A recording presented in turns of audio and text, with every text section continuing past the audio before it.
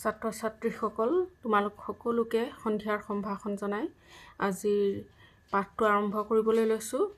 কবিতাখিনি ইতিমধ্যে শেষেই হৈছে আৰু বুৰঞ্জীৰ দৌৰাত্ম্য পাঠটোৰো চমু কুৱেশ্যনখিনি ইতিমধ্যে তোমালোকক দিছোঁ। আজি মাধৱদেৱ ৰামৰ পাঠটোৰ চমু কুৱেশ্যনখিনি তোমালোকক দিবলৈ লৈছোঁ, কিন্তু তাৰ মাজতে 2-3 নম্বৰীয়া প্ৰশ্নৰ উত্তৰো মই দিছোঁ, কাৰণ পাঠভিত্তিক সেই 2-3 নম্বৰ কুৱেশ্যনখিনি তোমালোকৰ আহিব পাৰে।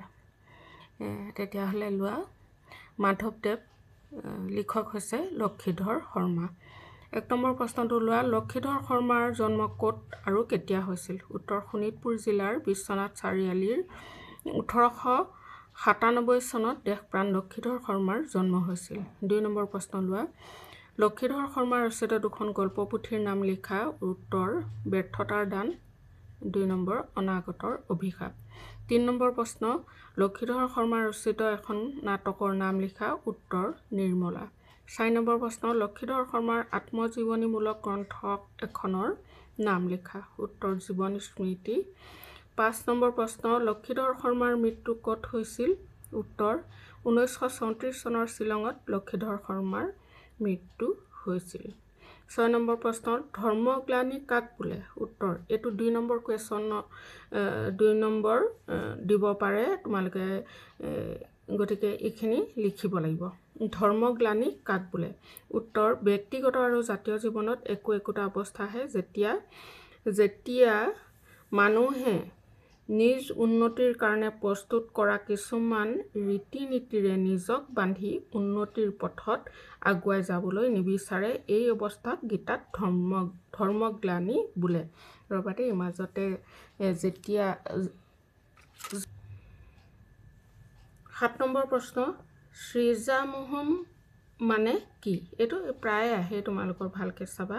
উত্তৰ: নিজক সৃষ্টি কৰা। 8 নম্বৰ প্ৰশ্ন। শ্ৰীকৃষ্ণই কেতিয়া নিজকে সৃষ্টি কৰে বুলি গীতাত কৈছে? উত্তৰ: গীতাত ভগৱান শ্ৰীকৃষ্ণই অৰ্জুনক কৈছে, হে অৰ্জুন, যেতিয়াই পৃথিৱীত ধৰ্মৰ পতন ঘটে আৰু অধৰ্মই প্ৰভাৱ বিস্তাৰ কৰে, তেতিয়াই মই নিজকে সৃষ্টি কৰোঁ, অৰ্থাৎ জন্মগ্ৰহণ কৰোঁ। 9 নম্বৰ প্ৰশ্ন।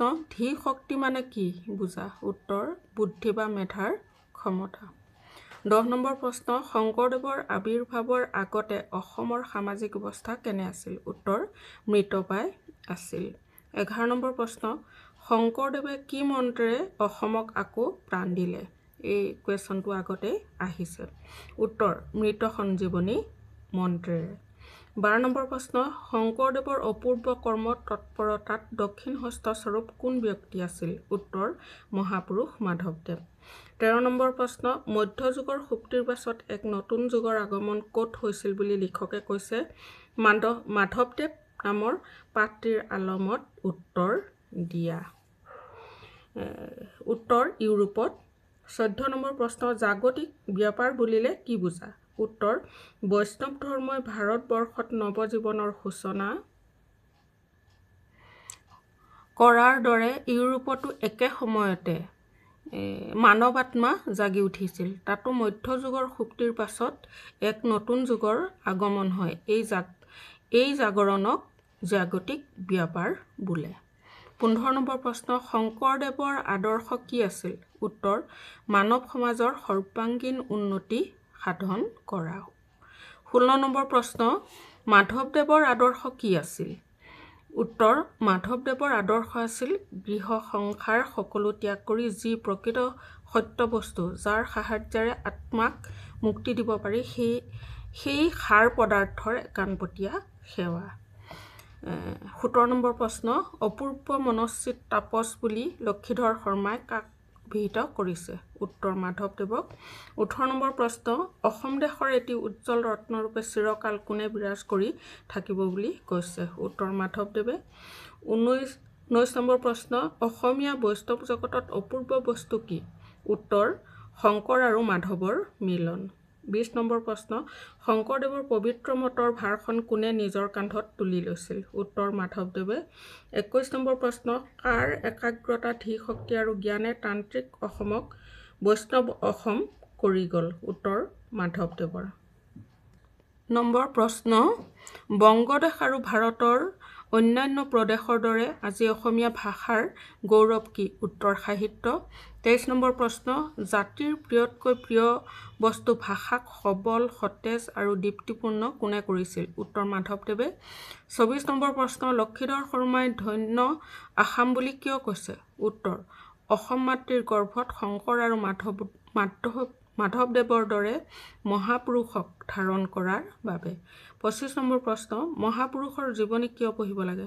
উত্তৰ মহাপুৰুষৰ জীৱনী পঢ়িলে প্ৰতিজন ব্যক্তিৰ নিজৰ আত্মাৰ গভীৰতম প্ৰদেশৰ পৰা মহৎ কাৰ্য সাধিবলৈ প্ৰেৰণা আহে। 26 নম্বৰ প্ৰশ্ন অসমীয়া জাতি মহান হ'বলৈ কি কৰিব লাগিব বুলি লক্ষীধৰ শৰ্মাই পাঠটোত লিখিছে? উত্তৰ অসমীয়া জাতি জ্ঞান, ধৰ্ম, শিক্ষা সকলোতে মহান হ'ব খোজে যদি অসমৰ অপূৰ্ব কৰ্মবীৰ, ধৰ্মবীৰ, সাহিত্যৰথী, জাতীয় জীৱন গঠনকৰ্তা মহাপুৰুষ শংকৰদেৱ আৰু মাধৱদেৱৰ গুণ গান, জীৱনী আৰু কাৰ্যাৱলীৰ অধ্যয়ন আৰু আলোচনা কৰিব লাগিব। তেওঁলোকে নিৰ্দেশ কৰা সত্যৰ পথত আগুৱাবলৈ প্ৰস্তুত হ'ব লাগিব। 27 নম্বৰ প্ৰশ্ন অসমৰ শ্ৰেষ্ঠ পুত্ৰ কোন? উত্তৰ শংকৰদেৱ আৰু মাধৱদেৱ।